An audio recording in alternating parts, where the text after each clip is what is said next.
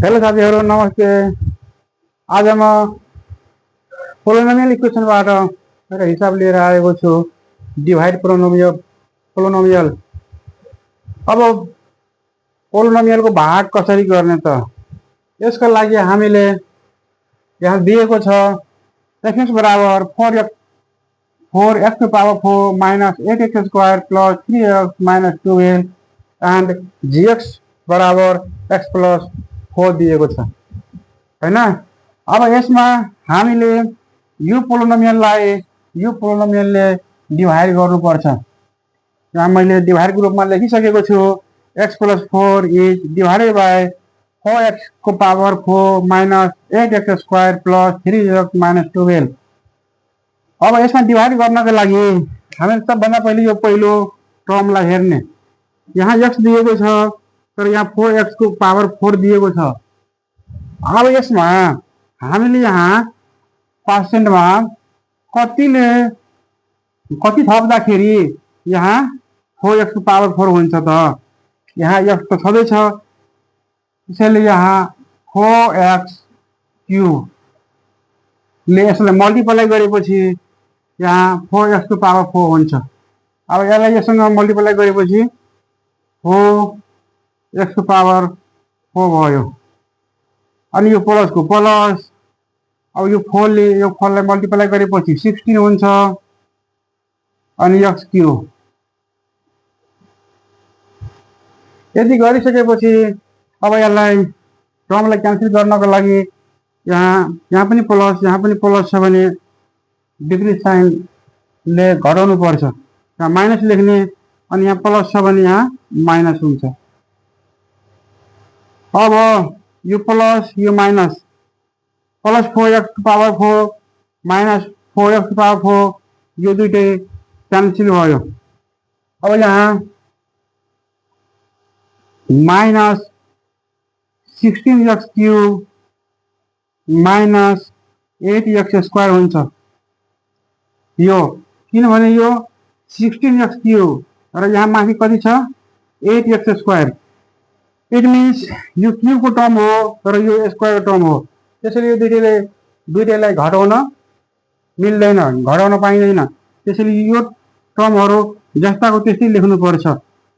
अनि यो 16x cube भयो जस्ताको त्यस्तै माइनस 16x क्यूब अनि यो माइनस 8x स्क्वायर। अब यसलाई फेरि भाग गर्नुपर्छ। यहाँ माइनस छ भने यहाँ पनि माइनस लेख्ने। अब यसलाई यो यसलाई कतिले मल्टिप्लाई गरेपछि यहाँ 16x क्यूब हुन्छ त?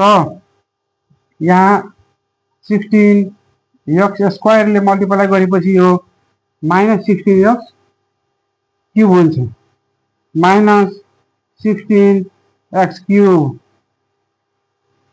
अब यो प्लस माइनस हुन्छ, 4 र 16 लाई मल्टिप्लाई गरेपछि 64 हुन्छ x स्क्वायर।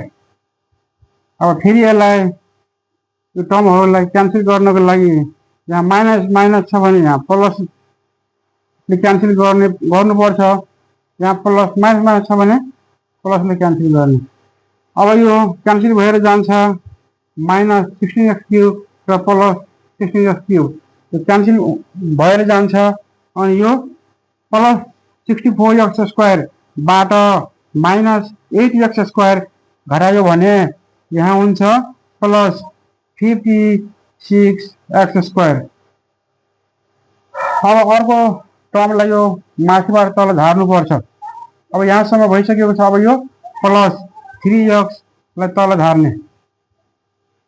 अब फेरि डिभाइड गर्नुपर्छ। डिभाइड गर्नको लागि यहाँ हामीले 56 ल्याउनु पर्छ। 56 ल्याउनको लागि यहाँ क्वेसनमा प्लस 56 लेख्ने अनि x पनि लेख्नुपर्छ किनभने यहाँ x स्क्वायर छ। अब 56 x लाई x ले मल्टिप्लाई गरेपछि 56x स्क्वायर हुन्छ। अनि यो प्लस र प्लस मल्टिप्लाई गरेपछि प्लस अनि 56 र 4 लाई मल्टिप्लाई गरेपछि कति हुन्छ 56 मल्टिप्लाई 4 6 24 को 4 5 र 20 2 22 हुन्छ। इट मिन्स 224 यो x भयो। फेरि यसलाई घटाउने यहाँ माइनस हुन्छ, यहाँ पनि माइनस हुन्छ। माइनस गरेपछि यो टर्म क्यान्सल हुन्छ। अब यो माइनस कति हुन्छ भने 221x, किनभने माइनस 224 बाट 3x घटायो भने 221x हुन्छ। अब यो माइनस 12 लाई फेरि तल झार्नु पर्छ, माइनस 12। अब हामीले यहाँ माइनस छ भने यहाँ माइनस लेख्नु पर्छ। अब हामीले 221 ल्याउनु पर्यो। इट मिन्स यहाँ 221 लेख्नु पर्छ।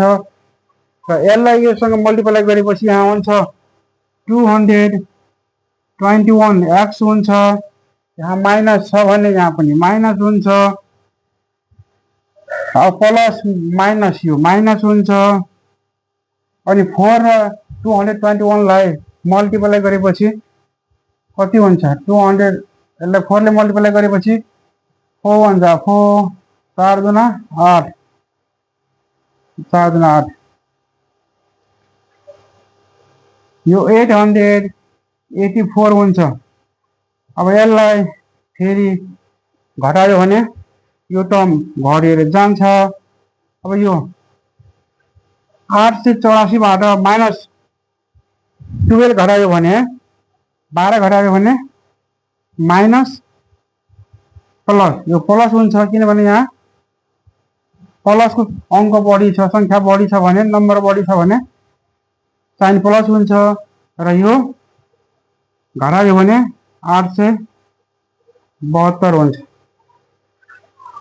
इट मिन्स क्वोशिएन्ट QX बराबर हुन्छ 4x³ minus 16x² plus 56x minus 221 remainder बराबर minus 221। This is required answer. साथीहरु यही तरिकाबाट हामी यो पोलिनोमियल इक्वेसन को डिभाइड गर्न सक्छौं। मन पर्यो भने लाइक एन्ड सब्स्क्राइब गर्नु होला। धन्यवाद।